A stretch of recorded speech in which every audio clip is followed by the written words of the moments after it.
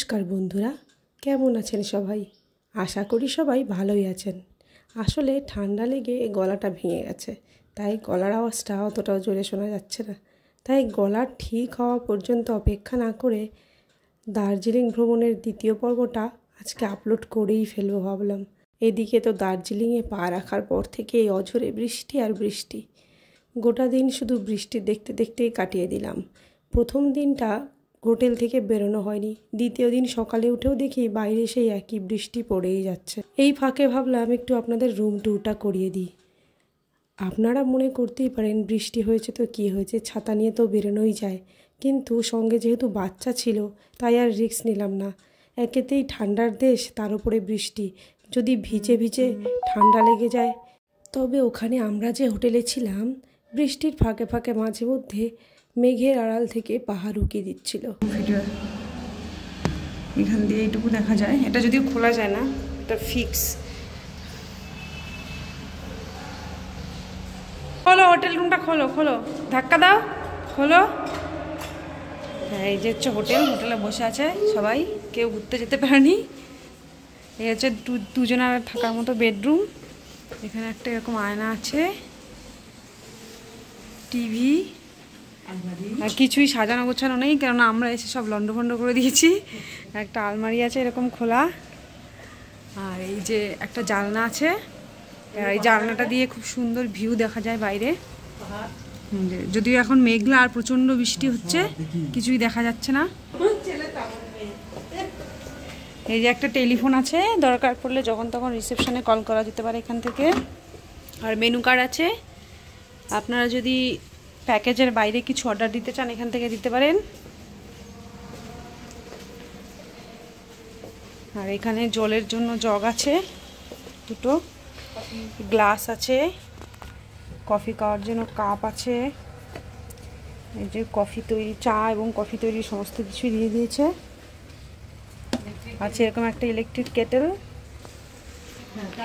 আর এবার বাথরুমটা দেখাচ্ছি, ওটাও খুব পরিষ্কার পরিচ্ছন্ন ছিল একদম।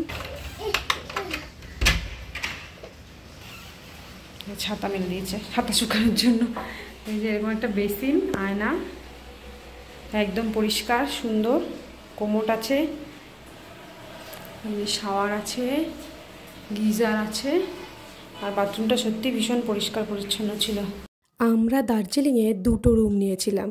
প্রথম রুমটা তো আপনাদের দেখালাম, ওটা দুজন থাকার জন্য ঠিকঠাক। আর এই রুমটা একটু বড় ছিল, এই রুমের বেডটাও বড়, মোটামুটি 3 জন থাকার জন্য ঠিকঠাক।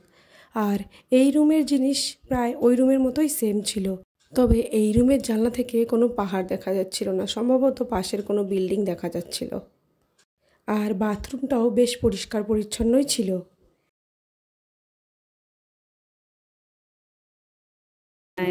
আর হোটেলের সমস্ত খাবার প্যাকেজের মধ্যেই ছিল, আর খাবার দাবার সব বাঙালি খাবার দাবারই ছিল। আজ ডাল দেয়নি।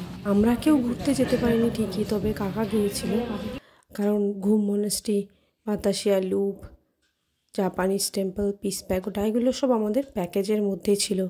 আর ড্রাইভার সাহেবেরও একজনকে নিয়ে বেরোতে কোনো অসুবিধে ছিল না, তাই কাকা গিয়ে ঘুরে এসেছিল আর আমাকে কিছু ছবি শেয়ার করেছিল, সেগুলোই আমি আপনাদের সাথে শেয়ার করছি। সন্ধ্যের দিকে বৃষ্টিটা একটু ধরে এসেছিল, তাই গুগল ম্যাপকে সাথে নিয়ে আমি আর ভাই দুজন মিলে বেরিয়ে পড়েছিলাম দার্জিলিংয়ের মল রোড দেখতে।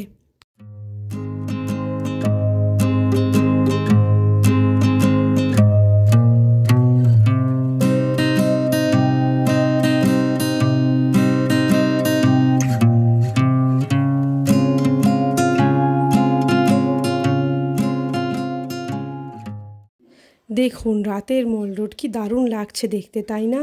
কিন্তু বেশিরভাগ দোকানপাটই বন্ধ ছিল, কেননা গত 4-5 দিন ধরে এখানে কন্টিনিউয়াসলি বৃষ্টি হচ্ছিল। আর আজকেই আমাদের দার্জিলিংয়ের শেষ রাত ছিল, পরদিন সকালে আমরা এখান থেকে বেরিয়ে যাব। তাই সন্ধ্যেটা একটু ম্যাল রোডে হাঁটাহাঁটি করে আবার হোটেলে ফিরে এসে ডিনার করে শুয়ে পড়েছিলাম।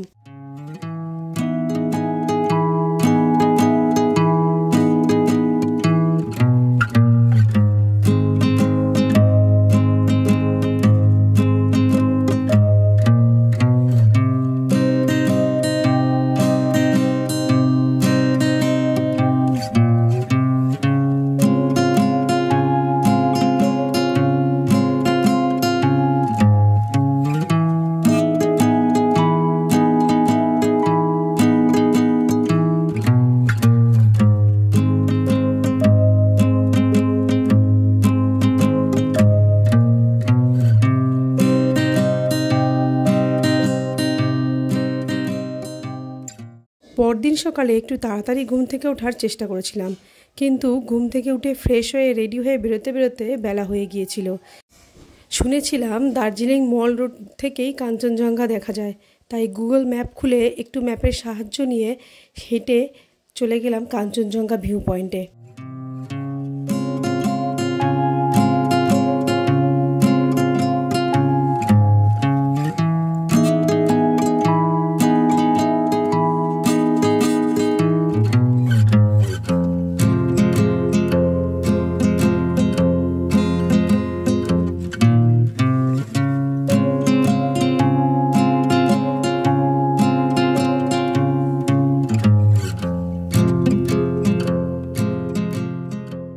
পরদিন সকালে মেঘ কেটে যাওয়ার পর মল রোডে উঠে আশেপাশে পাহাড়ের যে অপরূপ সৌন্দর্য দেখেছিলাম সেটা সত্যি ভাষায় প্রকাশ করা অসম্ভব। ম্যাল রোড থেকে মহাকাল টেম্পল যাওয়ার রাস্তাটার শেষ প্রান্তেই রয়েছে কাঞ্চনজঙ্ঘা ভিউ পয়েন্ট।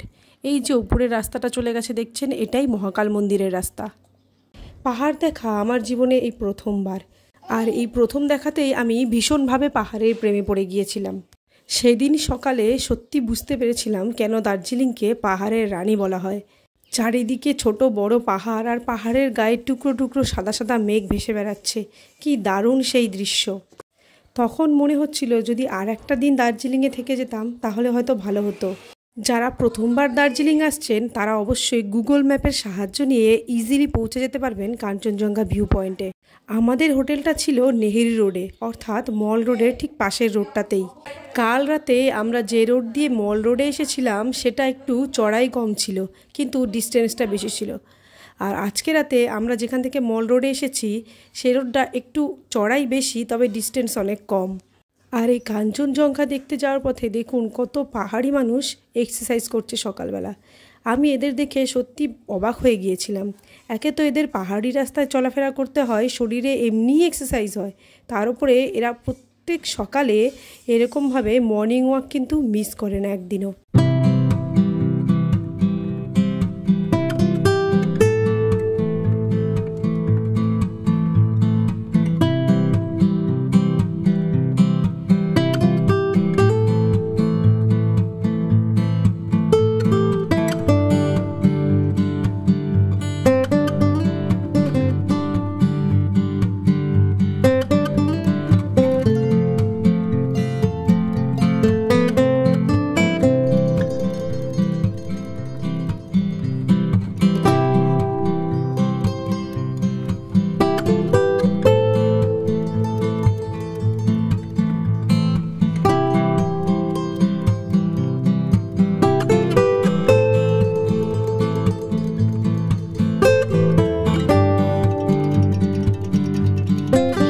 এই হলো সেই কাঞ্চনজঙ্ঘা ভিউ পয়েন্ট।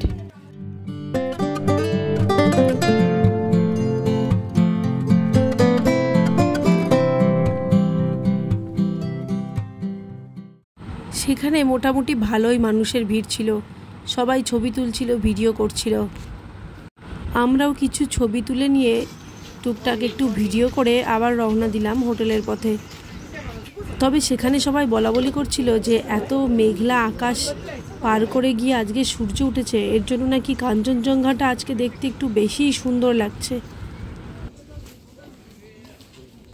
ফেরার পথে একটু মহাকাল মন্দির দর্শন করার জন্য গিয়েছিলাম, কিন্তু এটা পাহাড়ের এতটাই উঁচুতে যে আমি পুরো রাস্তাটা উঠতেই পারিনি।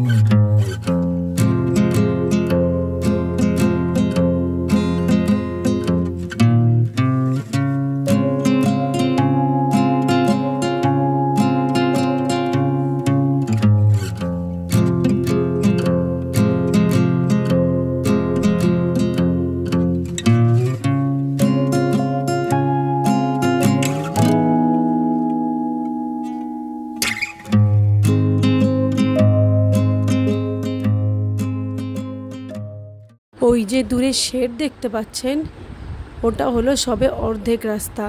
আমি যতটা রাস্তা হেঁটে আসলাম উপরে আরও অতটা রাস্তা হাঁটলে তবেই মহাকাল মন্দিরে পৌঁছানো যাবে।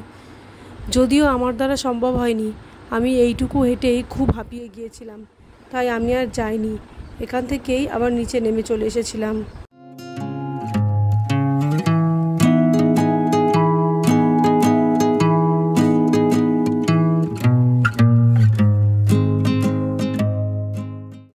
ওই যে ওপরে দূরে দেখা যাচ্ছে মন্দিরের চূড়া, আর দেখুন অনেক যাত্রীরা হেঁটে নিচে নেমে আসছে মহাকাল মন্দির দর্শন করে। আর এখান থেকে অপোজিটের ওই দূরে পাহাড়টাও দেখতে বেশ ভালো লাগছিল, তাই আপনাদেরকেও একটু দেখিয়ে দিলাম। যাই হোক, মন্দির থেকে হেঁটে আসার পর এই যে জায়গাটা দেখছেন এটা হচ্ছে এমজি মার্গের একদম মিডিল পয়েন্ট। এখান থেকে যেদিকে তাকাবেন সেদিকেই শুধু পাহাড় আর পাহাড়। এখানের এই রাস্তাটা দেখুন কতটা চওড়া, অথচ দুপাশের বিল্ডিংগুলো দেখুন একদম মনে হচ্ছে একটার গায়ে আর একটা লেগে আছে। পাহাড়ের বাড়িগুলো বোধহয় এরকমই হয়। যাই হোক, আমরা হোটেলে ফিরে এসে ওই দিন আর ব্রেকফাস্ট করার সময় পাইনি, তাড়াতাড়ি ব্যাগ গুছিয়ে বেরিয়ে পড়েছি। এখন আমরা যাব লেপচা জগৎ। লেপচা জগৎ দেখে আমাদের যাওয়ার কথা ছিল দাওয়াই পানিতে, কিন্তু ওয়েদার এতই খারাপ ছিল, গত 3-4 দিন টানা বৃষ্টিতে ওখানেও নো এন্ট্রি। গাড়ি প্রায় 1 থেকে 1.5 কিলোমিটার আগেই দাঁড় করিয়ে দেবে। আমাদেরকে ওখানে নেমে লাগেজ টেনে নিয়ে 1-1.5 কিলোমিটার রাস্তা যেতে হবে। তাই আর দাওয়াই পানি গেলাম না, সেটা ক্যান্সেল করে আমরা গেলাম গোপাল ভাড়া টি গার্ডেনে। যদিও আমাদের যে ট্যুর অপারেটর ছিলেন তিনি মুহূর্তের মধ্যেই গোপালধারাতে আমাদের একটা থাকার ব্যবস্থা করে দিয়েছিলেন। এখন যে রাস্তাটা দেখছেন এটা লেপচা জগৎ ঢোকার ঠিক আগের রাস্তা। পাইন গাছের জঙ্গল আর সাথে কুয়াশা একটা রোমাঞ্চকর অনুভূতির ফিল দিচ্ছিল, আর সত্যি দারুণ লাগছিল।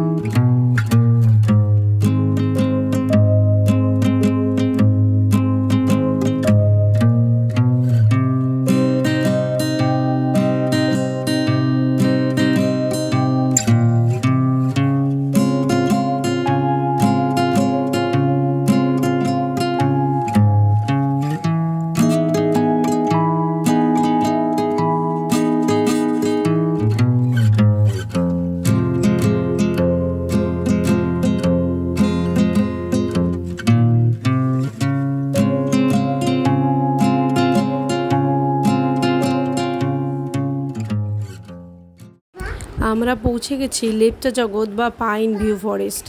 কি দারুণ এই জঙ্গলটা, একবার জাস্ট অনুভব করুন।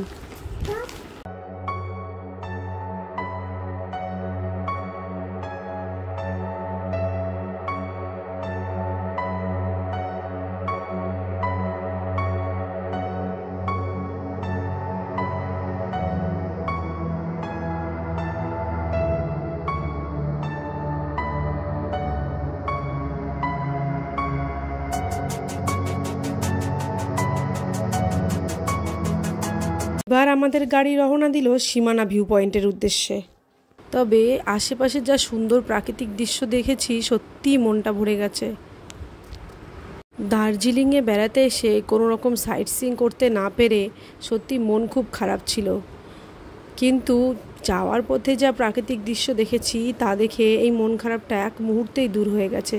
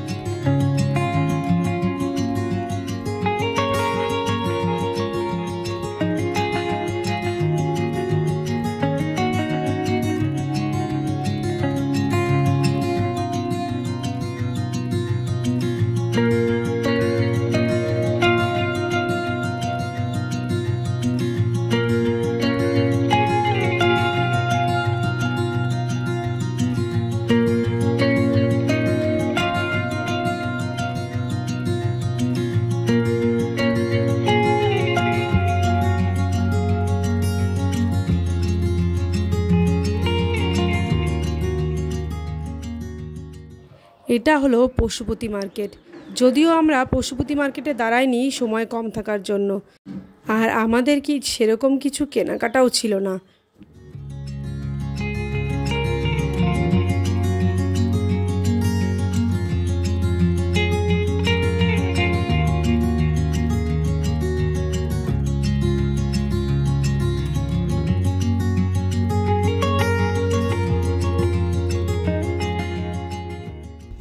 এটা হলো সীমানা ভিউ পয়েন্ট। আকাশ পরিষ্কার থাকলে এখান থেকে নেপাল বর্ডার দেখা যায়।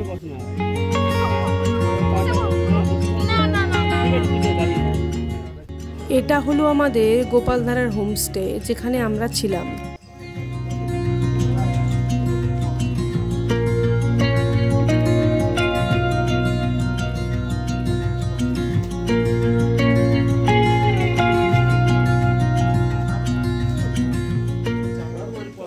আর হোমস্টের সামনের ভিউটা কিছুটা এইরকম ছিল, চারিদিকে শুধু চা বাগান।